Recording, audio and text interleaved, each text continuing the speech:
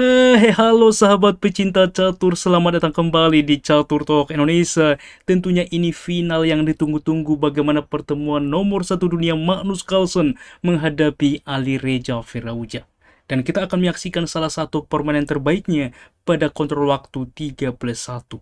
Dan langsung kita ke permainan. Magnus Carlsen putih mengawali langkah dengan pion ke-4 dan Alireza mempersiapkan pion ke C5 memilih pertahanan Sisilia, kuda ke F3, pion ke D6, dan gajah ke C4. Seperti juga pembukaan Italia, ini adalah Italian variation pada Sicilian defense.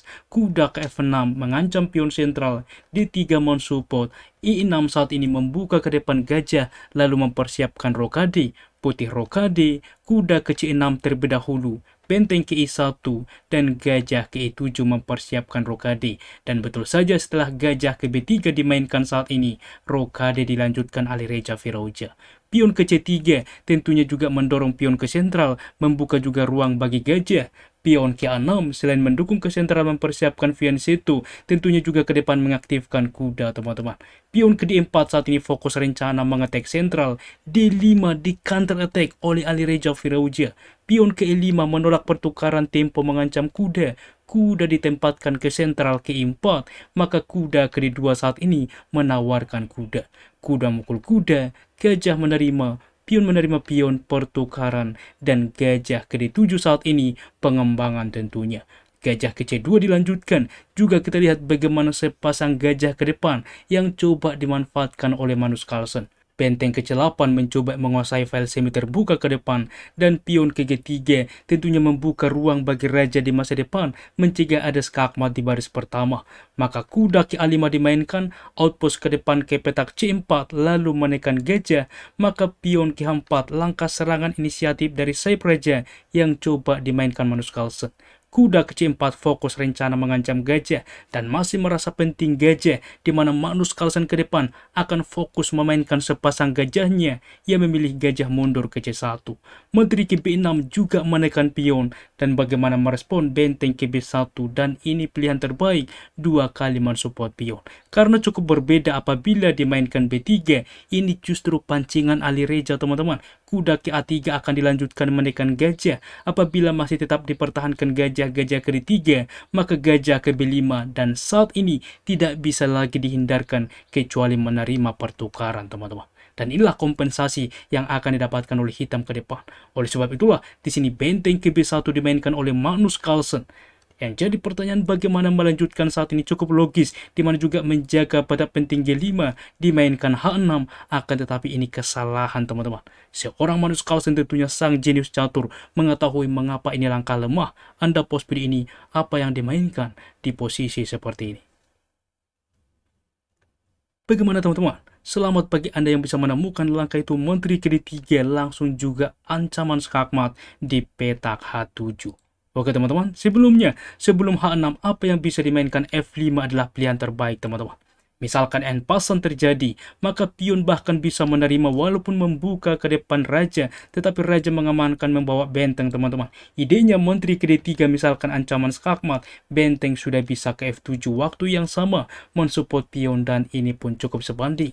Akan tetapi ketika dimainkan cukup logis, sederhana, manusiawi, H6, maka menteri ke D3 langkah mematikan, teman-teman, baru F5, dan ini tidak lagi bekerja karena en passant terjadi, gajah menerima, maka saat ini menteri ke H7 melakukan skak. Ini perbedaannya, di mana raja berpindah, gajah menerima pion H6, bahwa pion G7 sedang dipin. Oke, gajah saat ini menerima pion sentral counter attack, serangan balik mengancam juga, dan di sini raja otomatis langsung menghindar supaya tidak tempo skak. Walaupun sebelumnya teman-teman dibahas juga oleh komentator gajah ke G5 adalah pilihan terbaik, terlihat memberikan pion F2 skak, raja berpindah apabila diterima benteng. Masalahnya satu langkah skakmat, apa itu? Jelas gajah ke G6, dan ini pun skakmat, teman-teman. Kita kembali di sini, Magnus Carlsen tentunya simpel, ia memilih raja ke kedua, dan di sini gajah langsung mundur teman-teman. Sebelumnya di dalam pos ini bahwa benteng ke-8 juga rekomendasi, walaupun tetap putih akan lebih baik, di mana gajah ke 6 skak, raja berpindah, gajah menerima pion mengorbankan menteri teman-teman. Idenya saat ini gajah juga langsung menerima gajah tempo mengancam menteri, menteri menyelamatkan diri, menerima juga benteng. Memang sangat komplikatif ke depan, di mana saat ini memang bahwa putih lebih baik, tetapi setidaknya hitam masih memiliki menteri. Kita kembali teman-teman, di sini Ali Reza lebih memilih gajah mundur ke F6, maka B3 simpel saat ini langsung juga mengusir kuda. Kuda ke A3 juga saat ini mengancam benteng, mengancam gajah. Bagaimana menyelamatkan keduanya? Tentunya gajah ke G6 tempo skak. Raja ke E7, maka gajah saat ini juga langsung menerima pion, ada discover ke depan, sehingga tiada kesempatan untuk menerima benteng. Gajah mukul gajah, maka menteri menerima gajah tempo skak. Raja ke D6, maka menteri ke E5 skak, dan di sini pun dilakukan sebentar repetition teman-teman, dan benteng ke D1. Karena seperti ini, harapan dari Magnus Carlsen ketika dilakukan skak raja misalkan ke C6 ke file C, maka benteng ke C1 ini akan skakmat ke depan teman-teman. Raja ke B5, menteri ke E2 skak, di sini raja ke A5 B4 skak. Oke, raja ke A4, menteri ke D1 skak. Kita lihat bagaimana imajinasi yang coba dimainkan. Kuda ke D4 adalah skakmat, tiada pilihan kecuali memberikan menterinya teman-teman, karena raja tidak ada ruang untuk berpindah, maka jelas di sini menang telak posisi dari putih.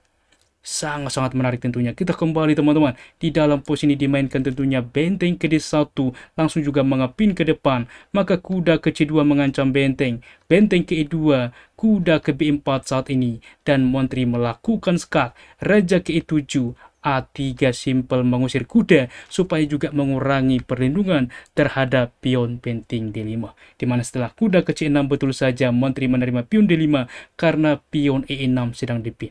Sangat-sangat luar biasa bagaimana ritme atau alur permainan yang coba dimainkan Magnus Carlsen. Benteng ke-8 masih dicoba secara tidak langsung ke depan mengancam menteri, maka menteri ke G5 melakukan skak. Benteng menutup, gajah ke-4 saat ini teman-teman. Kita lihat di mana ke depan untuk mengancam, juga saat ini mempersiapkan pion H untuk bebas promosi.